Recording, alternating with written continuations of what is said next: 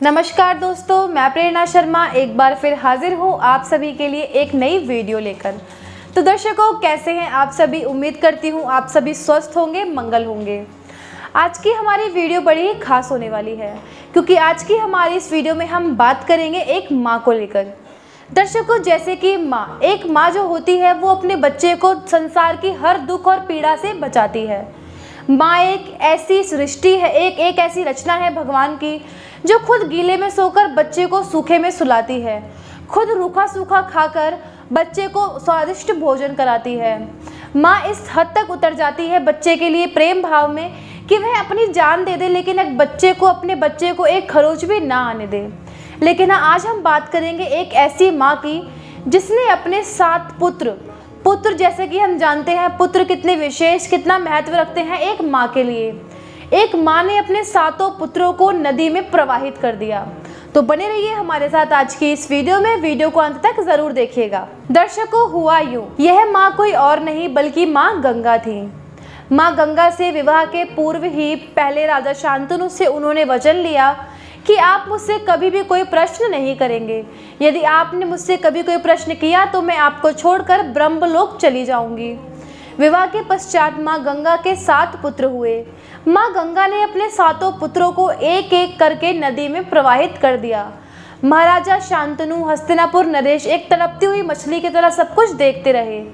वह रोने के अलावा और कुछ भी नहीं कर सकते थे। उन्हें यह देखकर बड़ा ही दुख होता था कि वे अपने पुत्रों को अपनी आंखों के आगे नदी में बहा दिए जाते हैं। जब माता गंगा के 8वें संतान को उन्होंने जन्म दिया, जो कि एक पुत्र था, माता गंगा उसे नदी में प्रवाहित करने के लिए जैसे ही ले गई, राजा शांतनु ने उन्हें रोका और बोला कि हे गंगा, तुम यह क्या कर रही हो? तब माँ गंगा ने उन्हें याद दिलाया कि महाराज, मैंने आपसे एक वचन लिया था कि आप मुझसे कभी भी कोई प्रश्न नहीं पूछेंगे, लेकिन आज आपने वह प्रवचन तोड़ दिया है, इसीलिए अब मैं ब्रह्मलोक में चली जाऊंगी। माँ गंगा बोली कि हे महाराज, आप वचनबद्ध हैं। तब हस्तिनापुर नरेश बोले कि जिसने तुम्हें वचन दिया था वह एक चंद्रवंशी राजा था, लेकिन आज तुम्हारे आगे एक पिता खड़ा है।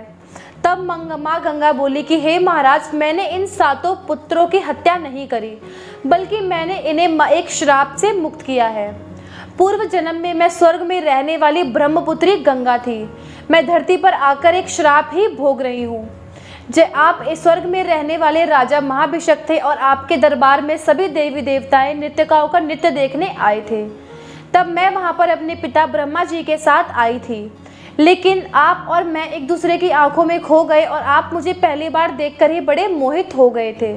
तभी वहाँ पर एक हवा का झोंका आया और गंगा का पल्ला उसके आंचल से गिर गया। इस वक्त सभी देवी देवताओं ने अपनी नजरें झुका ली, लेकिन महाराजा महाभिषक और गंगा एक दूसरे की आंखों में खोए हुए थे। यह देखकर ब्रह्मा जी को बड़ा क्रोध आया और उन्होंने उन दोनों को श्राप दिया कि तुम दोनों को मनुष्य रूप में जन्म लेना पड़ेगा। इतना सुनकर महाराजा शांतनु बोलते हैं कि हे गंगे, क्या वह 7 पुत्र भी हमारे श्राप का एक हिस्सा थे? तब माँ गंगा बोली कि नहीं महाराज, वह 7 पुत्र वह वसु थे जिन्होंने ऋषि वशिष्ठ की गाय चुराई थी, जिसके परिणाम स्वरूप ऋषि ने उनको श्राप दिया था। मुझसे उनका दुख देखा नहीं गया, तो मैंने उन्हें वचन दिया कि मैं तुम्हें मृत्युलोक में अपनी कोख से जन्म दूंगी और तुम्हें पैदा होते ही मृत्युलोक से मुक्त कर दूंगी। यह 8वां पुत्र भी उन्हीं में से एक है और इसी का चोरी में सबसे बड़ा हाथ था। लेकिन अब ऐसा प्रतीत होता है कि इसको मृत्युलोक पर रहकर काफ़ी और कष्ट सहने हैं। हम आपको जानकारी के लिए बता दें कि वे 8वां पुत्र कोई और नहीं, देवव्रत यानी कि भीष्म पिता माँ थे। तो दर्शकों, इसी कहानी से कहा जाता है कि एक माँ जो अपने बच्चों को इतना प्यार करती है, अपने 7 पुत्र को नदी में प्रवाहित कर दिया। लेकिन उस माँ ने ऐसा किया इसलिए अपने बच्चों को पाप से मुक्त कराने के लिए, श्राप से मुक्त कराने के लिए। और जैसा कि हम सभी जानते हैं, भीष्म पितामह देवव्रत, जो कि आगे जाकर भीष्म पितामह के नाम से विख्यात हुए, उन्होंने अपने जीवन में अनंत कष्ट सहे, तो ये भी उनके श्राप का एक हिस्सा था। धन्यवाद आपका हमारी वीडियो को अंत तक देखने के लिए। वीडियो पसंद आई हो तो वीडियो को लाइक करें और कमेंट सेक्शन में एक लाइक ज़रूर लिखें। नमस्कार।